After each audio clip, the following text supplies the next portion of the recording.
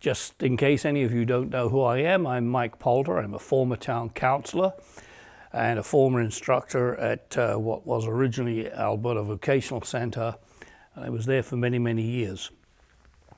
It's been suggested to me that we should do a series of programs to come on the air discussing topics of interest to people in this town.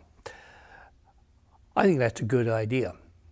And to be perfectly honest, although we don't know how many we're going to be doing, we'll be doing a few. And we are more than prepared to sit down and discuss topics with people who want to discuss them. If you have an idea for a topic you'd like to discuss, get in touch with us and we will see if we can make it happen. Today, the one I want to discuss to start this off is the topic of what happened between the Municipal Planning Commission and the Subdivision Development Appeal Board. I know when you read what's in the paper and when you listen to the gossip on the street, it sounds weird. You have one town committee saying one thing and another town committee saying the exact opposite. And there's a reason for that. When the subject of the work camp for the hospital was first brought up, people looked at the section of the land use bylaw which deals with institutional land and its use. When you look at that, you'll see there's no such thing as a work camp. So what it was decided to do was to go with the closest thing, which is a student dormitory. A similar type of function, called something completely different. The difference being that the work camp was going to be temporary. The student dormitory, of course, is a permanent institution. And so that was the decision that was made, and it was made that it would be referred to the Municipal Planning Commission, which is normal for them to make a decision because it fell outside the ambit of the authority of the development officer. And so the MPC had a meeting and they decided that this was what they were going to do. And then a group of people appealed to the Subdivision Development Appeal Board to overturn the decision of the MPC. Now, there's nothing wrong with that. It happens all the time. And so the MPC decision came before the Subdivision Development Appeal Board, and we had to look at it and decide whether it should stand or whether it should be rejected or what should be done if it was, which are the normal functions of an appeal board. When we looked at what they had done, the thing that struck the Subdivision Development Appeal Board when I first raised it with them was that this decision appeared out of nowhere. It wasn't anchored in the land use bylaw. There was no reference anywhere to any section of the land use bylaw which might allow this to be done in this particular way. In fact, it turned out that the only real reference that mattered was the one to allowing a temporary 36-month use with a possibility of an extension for a further 36 months. Trouble with that is that the land use bylaw itself actually defines the word temporary. And it turns out it's for a maximum period of 3 months with one extension for a further 3 months.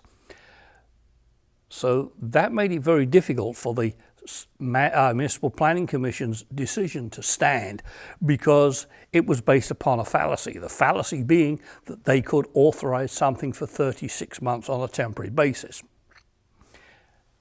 So we've got two things wrong with it. It wasn't anchored in the land use bylaw, and it was for a period of time that was not contemplated in the land use bylaw. And then there was a third thing we discovered when we looked at it. This was supposed to be a temporary structure. And the Municipal Planning Commission gave great emphasis to the fact that the town had to be involved through its engineering department, public works, with the setup of this temporary camp, with the connection to town water, town sewer, and other services. And then it was totally silent on what happens when the camp comes down. There was no requirement for anyone to supervise the deconnection to town sewer, town water, or other services. Made it very difficult to envisage that this could necessarily be done properly. In fact, it would be perfectly possible for one of two things to happen, and both were possibilities. One was that the camp would never be taken down, which was not what was envisaged. The other was that it would be just ripped out without any proper shut-off of the services. So the Subdivision Development Appeal Board looked at that and figured that that was not right and that decision should be struck. And then we looked at what can we do, what else was available. And that's when it turned out,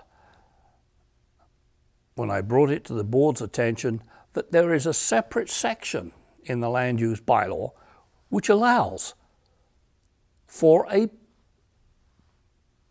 building to be put up as a temporary structure if it is solely for the purpose of assisting in the building of a permanent structure which has a development permit.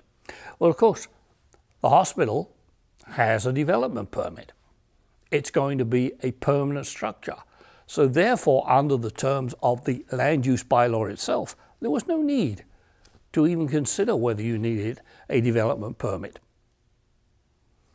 So the result was that the Subdivision Development Appeal Board struck down the MPC's decision and ruled that the town should operate under the land use bylaw and follow what was in the land use bylaw, and that all the town actually had to do was talk to the builders of the hospital and ensure that the town monitored the setup and takedown of the buildings. That was it. Now, I know some people have asked me whether or not it's possible to appeal that. The answer is basically no, because there was no decision. All we did was instruct the town to follow the land use bylaw. And since that use is specifically permitted, there cannot be an appeal against it. And I think that's a point that needs to be made about the land use bylaw that's in place in this town. Within the land use bylaw for any land description, there are two types of structures. There are those that are permitted. There are those that are discretionary. As a general rule, it's very, very difficult to appeal against a permitted use. It's a lot easier to appeal against a discretionary use.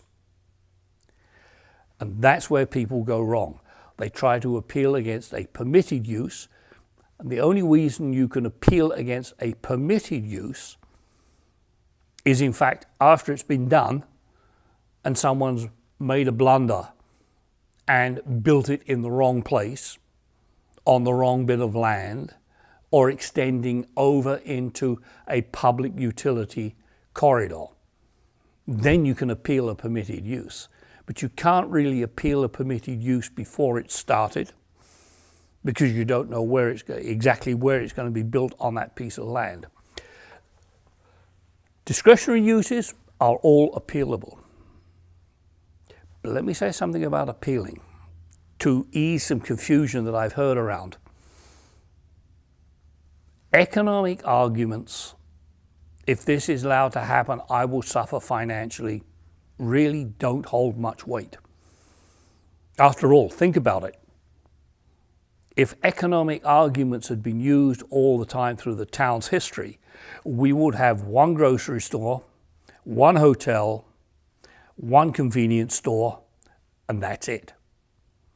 Because anybody else would have been able to appeal against somebody else setting up a store in competition with them.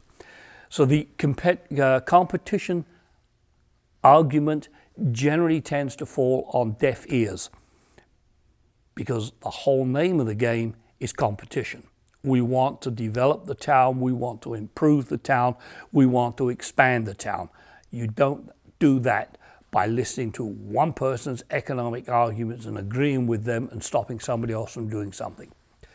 So if you're going to appeal, and you certainly should if you think something's being done wrongly, the appeal has to be grounded in something other than economic arguments.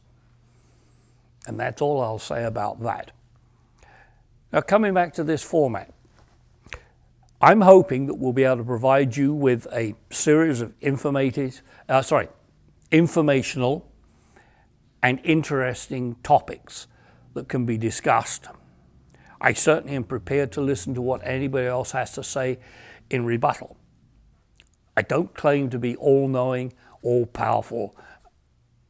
I'm no longer a politician, in other words. But I think if you're going to want to argue with me, make certain you've got some facts.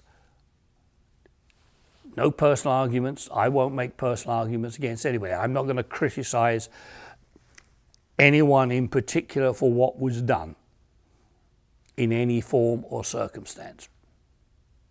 Let me know if you found this informative.